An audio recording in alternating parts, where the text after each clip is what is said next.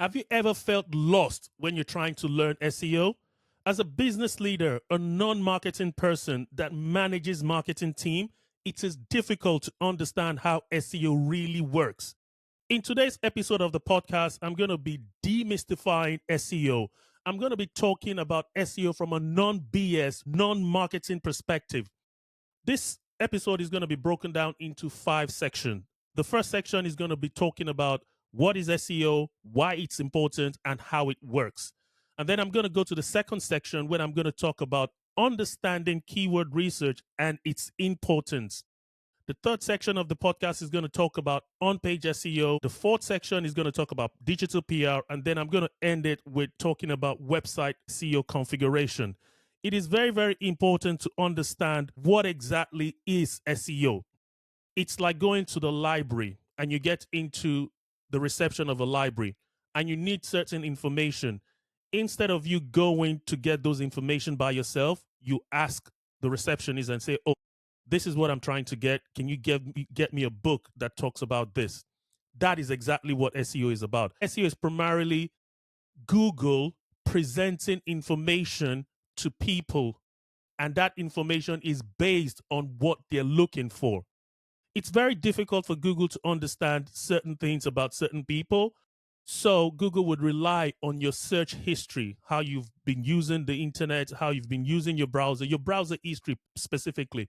So most of the results that you get will be personalized in one way or the other, especially if you're logged in. Your search history, your browsing behavior comes into play. So, why is SEO crucial for today's market? If someone knows about your brand, SEO is the simple way for them to find you. So, how does SEO work? Google has something called a spider. That spider will go online and will crawl through the whole internet. It connects internet pages via links. So if you have a website and you have a link pointing from your website to another website, or a link pointing from another website to your website, that is what the spider crawls. So what Google does is it gathers all this information. That's what crawling is about. So the first thing you need to understand from a technical SEO standpoint is your website needs to be accessible. If Google cannot access your website, then your websites will not rank properly. So that is what technical SEO is all about. So when you're working with your SEO agency and they're saying something about technical SEO, just understand that it's all about Google spiders, those crawlers, being able to access your website.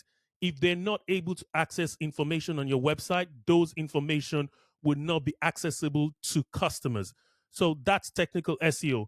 So when Google then crawls that website, then it then looks at some certain criteria on those pages. Those criteria will determine if and when you would rank. So, how does this affect your business growth? If your pages are not being crawled and Google does not have all the information about your page, then you don't have a choice. You have to pay Google through Google Ads and paid advertising to get them to present that information to potential customers. So, this is one important element that you need to consider in how SEO works. It starts by understanding that Google needs to be able to crawl your website. After it crawls your website, then it then indexes that website. What this means is after Google crawls your website, it looks at all the information on the pages and the website. It then stores that information. That storage is then like a repository. So when someone searches for certain keywords, certain terms, Google will then go in and it's going to group all the website that talks about that similar topic, and it will present the most appropriate in Google's eyes, the website that Google feels will satisfy the customer or the user searching the best. So Google has something called ranking criteria. And this is where it becomes a little bit interesting. There are different opinions and different thought leaders about what Google search criteria is, but there's certain fundamentals about how SEO works.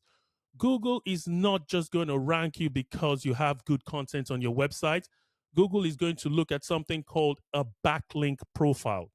So imagine your website as your house. Every house in the world has a connection to the road. Any house that does not have a connection to the road, that does not have accessible road, it's going to be difficult for someone to live there, except if you walk there. And you can understand what I'm trying to say here. So that's exactly what a backlink profile means. A backlink profile is a connection from your website to other websites. So if you look at the very, very good and posh locations where the houses are really expensive, if you look at certain criteria about those things, they have good access to road networks, they have good access to train, good access to everything. That is exactly what backlinks are. The more accessible your website is to reputable websites, that is what Google will see that, okay, I can trust this website. So, what I'm trying to say is your ranking and your website getting success on Google is determined by how Google can access it, how it can then get those information and then index it, and how it can look at certain criterias. I'm going to talk about those criterias later on, how you're interconnected. It's just like your network is your net worth. So if you are connected to people that can bring value to you, if your network of connections are people that have access to resources, people that can pull strings, you're a powerful person. The same thing applies to websites. If your website is not connected to relevant, strong websites that is similar to your website, then there is no way that your website is going to have that power to rank. So that's just the fundamental understanding of how SEO works. Another thing you also need to understand when you're factoring how SEO works is to understand that Google classifies different websites based on intent. I'm going to talk about intent, and that's intent is basically the intention of someone searching for something on Google. Google needs to understand that person's intention, and then Google will look at your website and ask the question of your website by the information it has on your website that, okay, is this website satisfying that intention that person is searching for? SEO also works in two ways, and it's important for you to understand this. There's something called white hat, and there's something called black hat. White hat SEO is ethical SEO. It's SEO that is done diligently. In this specification, people make sure they do the right things by the users. They obey Google's guidelines and they don't try to game the system. But you also have some certain types of SEO practices that would try to use dodgy, shady tactics to get your website to rank. It's very possible for your website to get speed and ranking quickly if the person that is working on your SEO is doing that dodgy thing. It's also difficult for you to understand if that person is being dodgy or being straightforward. So when you're trying to understand SEO, also understand there are two sides of SEO, the good side and the bad side. The good side is a side where you do something the right way and you're patient. SEO is a long game. For you to get tangible results in SEO, you just need to make up your mind that it's going to take more than 6 months. If you're looking for quick website traffic, it's best to then supplement your SEO with Google Ads and all other paid acquisition. So it's important to understand this when you're looking at SEO. And if you can ask yourself the question, why is SEO important? SEO is important because, from your brand perspective, your brand equity, if you have no other reason to do SEO, just do SEO for branding. So I see some senior leaders discounting and ignoring SEO and relying heavily on paid advertising. That is a recipe for disaster because if you ignore SEO, you're invariably increasing your customer acquisition cost, the cost of which you acquire customers, and that would also eat into your profit margin. The number two reason why SEO is important is because it will also give you cheaper acquisition cost. What this means is when people search for your keyword or your products or things like that, if you have good SEO on your website, there's a very, very high chance that they will click on your listing and they will go to your website. And you do not pay as much as you would pay for paid advertising. You need to invest in search engine optimization. This is the primary reason why SEO is important. And in situations where your budget gets used up, because every organization that does Google Ads has a set budget, you don't have an infinite budget. When those budgets, when you don't have flexibility to increase those budget, that's when SEO becomes important. That's when you start allocating places you don't have budget to spend money on. You then try and augment that with search engine optimization to make sure that those keywords and those products are ranking organically. So let's talk about keyword research. What is keyword research and why is it fundamental to SEO? Before we talk about keyword research, you need to understand that every customer has a stage they go through before they make a purchase or before they do anything with your website. The first stage is when someone is looking for information. The kind of keyword that they're going to use when they're not ready to buy, they're just researching. That part of those keywords is known as informational keyword. Those informational keywords are in the research phase. So you need to have certain pages on your website when you're dealing with your agency or your SEO consultant or even your in-house SEO team as a business leader. You need to understand how the keyword is structured. The next one is navigational keyword. These people have an understanding of what they're looking for. They know about your product, they know about the brand, and they're searching specific terms that is related to the product. And then the next one is commercial keywords. Commercial keywords are where people are now looking at, okay, what is the best option for them? They're gearing up towards making that purchase, but they're not ready to buy yet. And then you then have the transactional keyword. That's when someone actually wants to buy. So, as a business leader, you need to understand that your website cannot target just one keyword alone. There's that tendency because Google Ads is focused on transactional in most instances, getting people that are ready to buy. SEO works differently. With SEO, it's a long game. You need to talk to your agency and make them understand that, okay, we want keywords for people that are not ready to buy, but they're looking for information. We want to rank for that. We also want to rank for navigation, people that are looking for brand terms. Your company name, you need to rank for that. And you also need to rank for those specific products that you're selling or services. You also need to rank for commercial.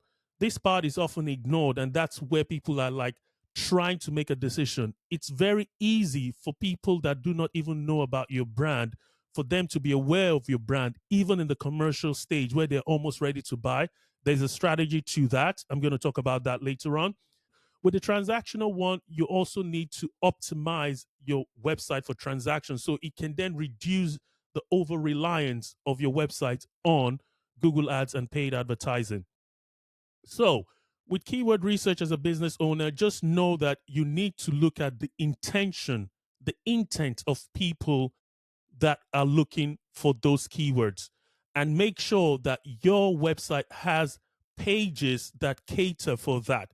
In some instances, you can have a page that will rank for multiple keywords, but you need to be mindful that agencies sometimes and consultants will sometimes trying to bamboozle you with keywords and just confuse you. They will say, oh, we're ranking for number one in this keyword. But the question you need to ask yourself is, are those keywords transactional? Are those keywords informational? Are they commercial? When you start looking at those questions, then you start knowing the value of what SEO is doing for your organization. If your website is just targeting only informational keywords, then you know you're doing a really, really bad job. So for every page on your website, you need to map those keywords based on those intention. So how do you choose the keyword that you're going to target? You need to look at, okay, what exactly is the competition for those keywords? Keywords alone would not guarantee your website ranking because you're not the only one trying to get to page one of Google. In an industry that has like 50 companies, and within those 50 companies, only 10 of them can rank on page one of Google. and only one can rank number one. So it's very, very competitive. So you need to pick your battles. You need to look at, okay, where are we strong and where are we weak? And then you need to look at the gap between the number one in Google. If your website is not number one, how can we close that gap? And ask those questions of your agency as a business leader. What keyword are we targeting? What is the difficulty of that keyword? These are the questions you need to ask, because it's pointless trying to compete with another website that you can never outrank. So you need to be realistic about picking your battles. And ultimately, you also want to know about the business benefit of the keyword you're targeting. Is there a commercial benefit to that? What is the conversion potential of that keyword? So these are the things you need to understand when you're looking at keyword research.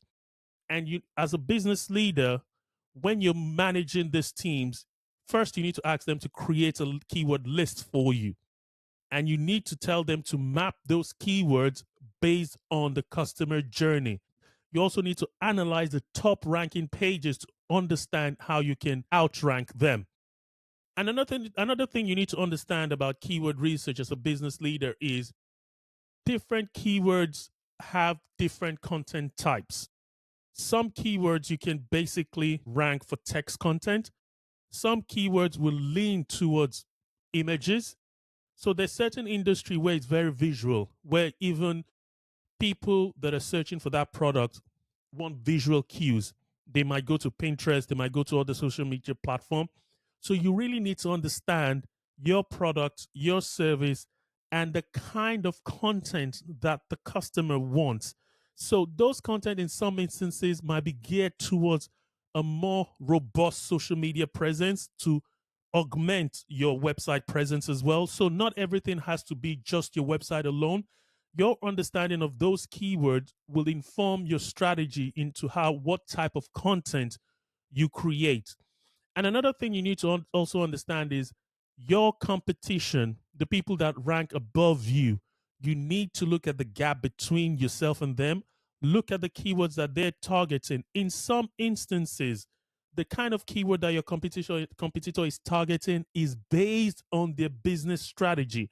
So be very, very mindful how you try to copy the competition. So make sure you have that really, really ironed out and clear. So when I worked with an organization recently, the way I approached keyword research was trying to understand the product. So the problem with SEO is people do the same thing. If you bring in 3 or 4 agencies and tell them to do keyword research, there's a very, very strong likelihood that they're going to come up with exactly the same list and potentially exactly the same approach. That's because most SEO approach it with a tool first perspective. So my recommendation from working with different organizations is you need to start your keyword research based on your customers. What are they looking for? What do they call your product? It's those information that you then take to those SEO tool. Don't start primarily by looking at the SEO tool alone. You need to understand your customers to understand what keywords that you're going to be targeting. And I mentioned you also need to group those keywords into buckets. All the keywords that are informational, you group it. All the keywords that are transactional, you group it. All the keywords that are commercial, you group it. All the keywords that are navigational, you group them together. And then you try and look at, okay, how do we then use this keyword to create a journey to get someone from knowing about your brand to getting them to convert? So essentially, there is no rocket science to keyword research. Keyword research is just basically understanding what your target customer calls your product or services, and then making sure that your agency optimize for those keywords. The problem sometimes is keyword strategy done wrong would affect the quality of your traffic, would affect the conversion of your website. So this is like the foundation that you need to get right 100% to be able to get success from SEO. So let's go to the next section of the podcast and talk about on page SEO. So, the way I see on page SEO is things you can control. So, looking at your homepage, for example, you as a business leader need to understand that your homepage cannot target too many keywords. So, you need to walk with your agency and ask them the question, what is that one singular phrase or keyword that describes us as a company? If you have that nailed on from your customer's perspective, then you make sure that your homepage is optimized for that. So that's the primary keyword. Then you then have some other keywords that are related to that keyword. So take, for example, the keyword for your homepage is the main pillar keyword, the main topic for your business. Then your services underneath would then be like your supporting secondary keywords. So for your homepage, for example, you need to make sure your agency that is working with you understand that keyword. In some instances, relying on the agency to know your keyword is sometimes counterintuitive. What I'm trying to say is you as a business owner, you as a business leader, know your customers better than the agency. You know your customers even better than Google in some instances. It's your understanding of your customers, if you have that understanding, that should trigger what you'll be targeting on your homepage, on your product or services page, across your blog section, across everything on your website. Even those keywords you can also use for offline marketing and offline materials as well, because those are the same words that your customers will use, irrespective of finding you on the internet or anywhere else they find you. They're going to be focusing on that keyword. So for your on-page SEO is making sure that every page on your website is optimized for one keyword. And that keyword can be a pillar keyword, which is that main keyword. And also understand that there are also associated keywords about it. So I'm not going to give you a set, like a template way to approach it, because every business is different and every sales cycle, every purchase behavior is different. But understand, for your on page SEO, is making sure that the text, the image, and the video content on that page is optimized for that keyword. And you also need to understand, from my experience, there's a very, very dangerous trap where SEO becomes a problem. Because when you're writing for SEO, you're writing and you're creating that content to satisfy Google. In some instance, that content doesn't flow in a natural way. And that's because there's certain parts of the pages that Google expects you to have the keyword. Google will expect you to have keywords in the header, within the page. It will expect you to have links pointing one page to the other, anchor text. These are internal links that points individual pages on your website. So you also need to be very, very careful with over optimizing a page or a landing page or a product page or any page on your website with too much keyword. So basically, as a business leader, you also need to make sure your team does not have one keyword and two pages talking about that keyword. That's where you have something called cannibalization, where pages are competing with each other. And when that happens, it becomes a problem. So the keyword as a foundation of your SEO goes into your on page SEO. So you want to make sure that every page has an assigned keyword. And even if they have associated or related keywords, you want to make sure that two pages are not competing for one keyword. So that's just basically it. SEO is not rocket science, it's as simple as that. When you do that, you're fine. So I talked about on page SEO. Now let's talk about digital PR. Digital PR, some call it off page SEO. Earlier on, I mentioned that your network is your net worth.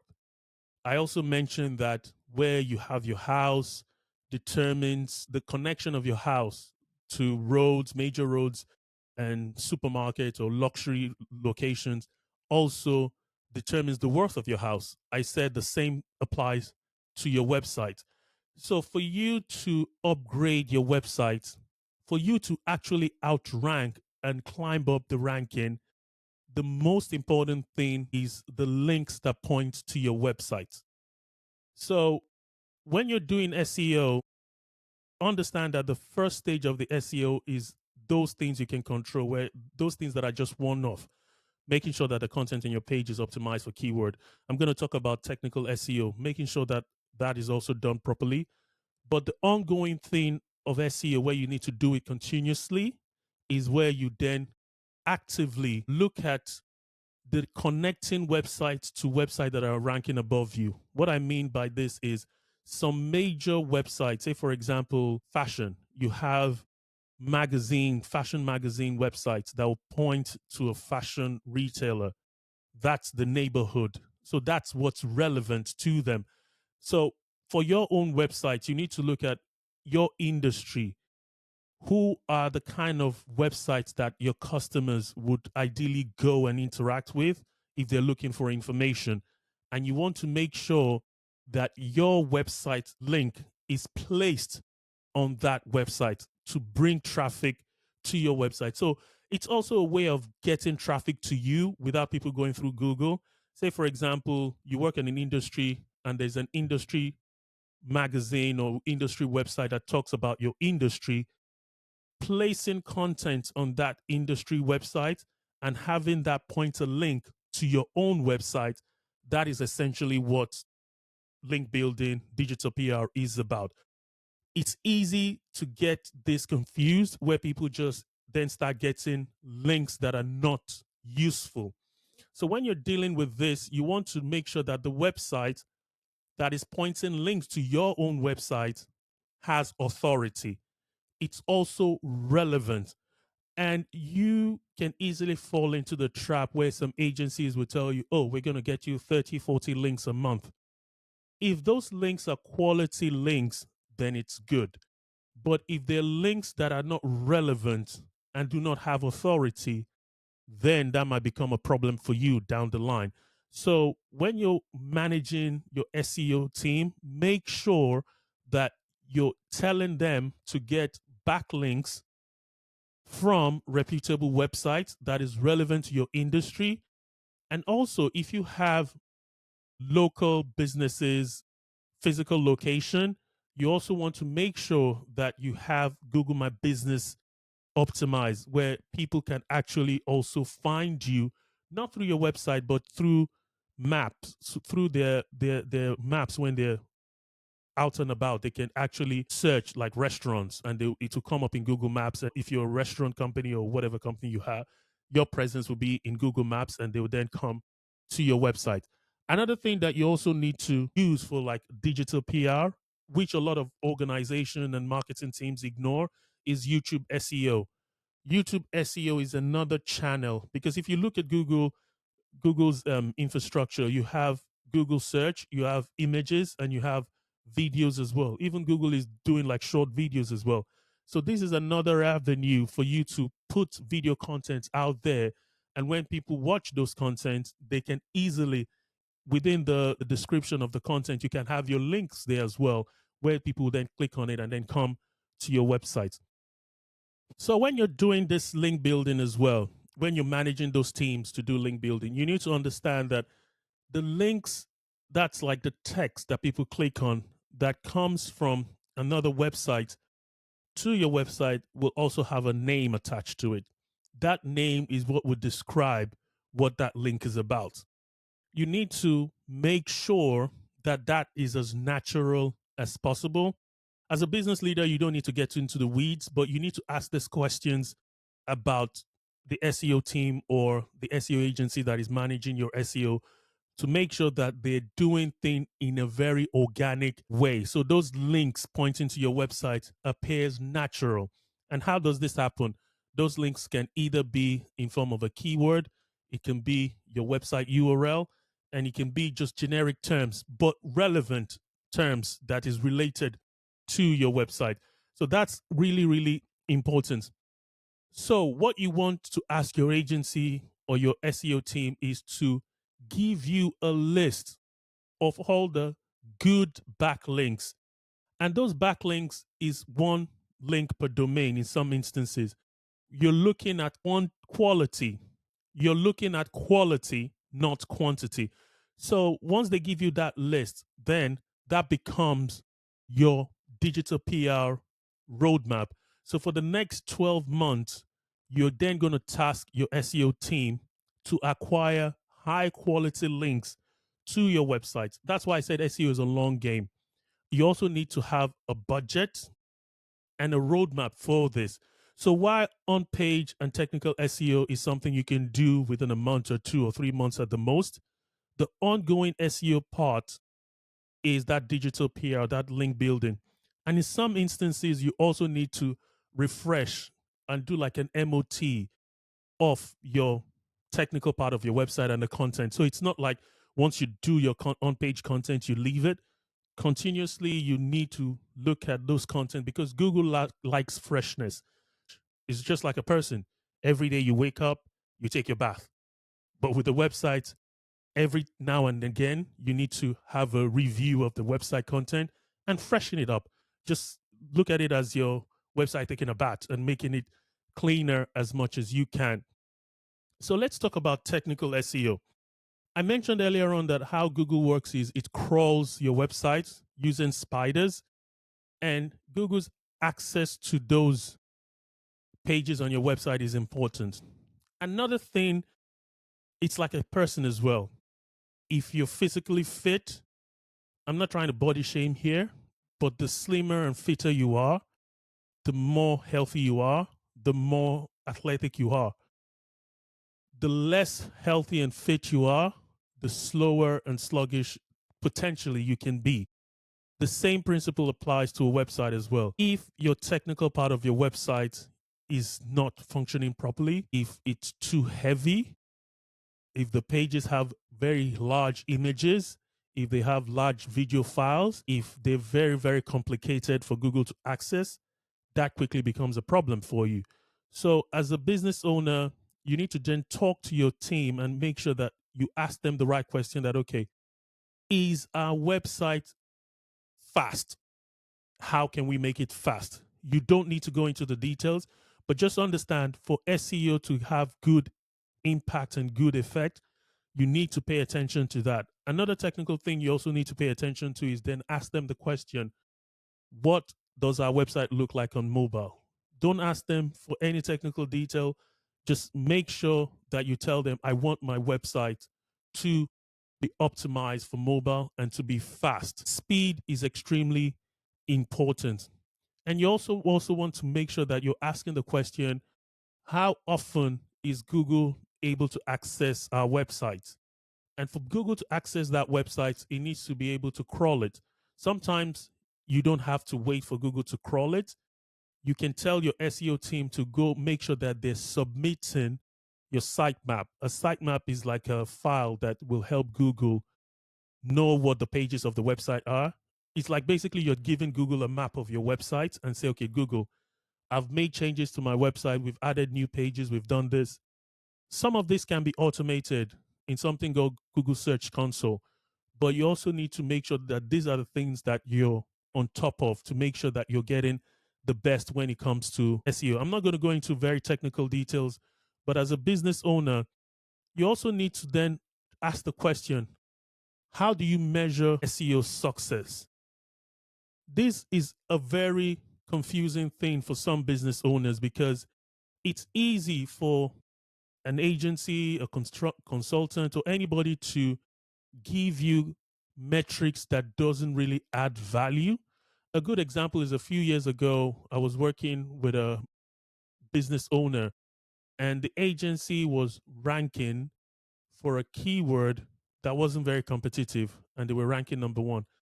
And their metric was showing that business owner that, oh, we're in page one, we've been ranking page one, and they were just getting away with it. But for SEO success, the first thing you want to look at is your brand term. And your brand term is the name of your company. You want to make sure that the name of the business is ranking number one across the board. It will be criminal if it's not ranking number one.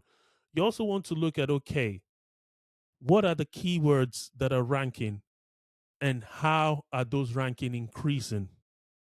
So, for example, you would have certain pages that are not in page one of Google. Your long term objective is to be aware of those pages that are not in page one And the goal that as a business owner that you need to give your SEO team is, how are we progressing with getting those pages? It's going to be a slow process. Some of those pages might be in page 3, page 4, page 5. So the metric that you're measuring is those ranking growth, how you're improving in ranking, and how are you closing the gap with your competitor. So there's certain websites that are like very powerful. They will rank number one. You cannot outrank them in some instances, except if you have a roadmap. Some of this would even take 2 years for you to really close the gap. So as a business owner, you need to manage expectations. And another metric you also need to look at is how you rank for branded and non-branded term. The non-branded term are keywords that are not related to your brand name.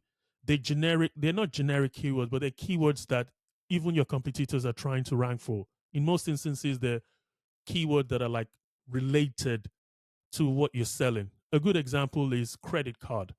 That is a keyword that is neutral of any brand name.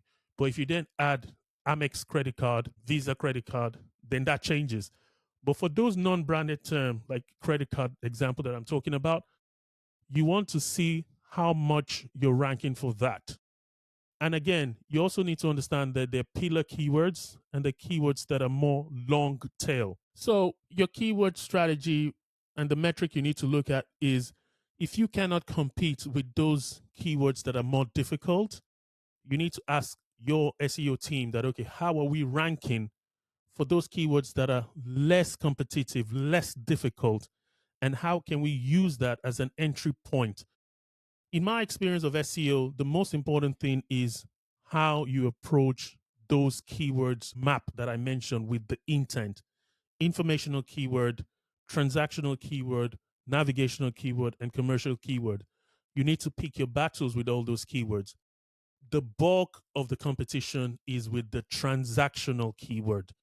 You can compete there on a level playing field with paid advertising.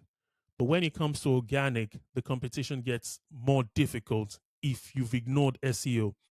So my name is Femi Olajiga. I've been doing SEO for more than 10 years.